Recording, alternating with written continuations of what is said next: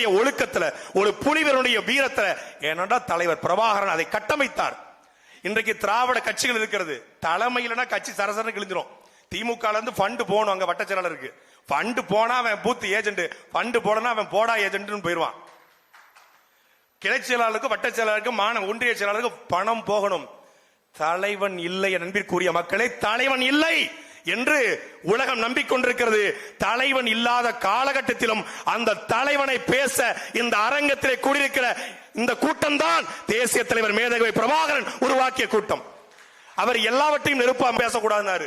ஆனால் இன்னைக்கு துரோகி பூரா ஒண்ணு கூடி திமுகவுடைய பின்னணியில நாம் சச்சிவாண்டே இடும்பாவனம் கார்த்தியும், சாட்டை துரைமுருகனும், காளியம்மாளும், பாத்திமா பர்கானாவும், அனீஸ் பாத்திமாவும், இந்த அரங்கத்தில் இருக்கிற ஆயிரக்கணக்கான தம்பிகளும், நாளை கூட இருக்கிற லட்சக்கணக்கான தம்பிகளும், உயிரோடு இருக்கிறவரை சீமானோட கட்டவர்கள் மயில கூட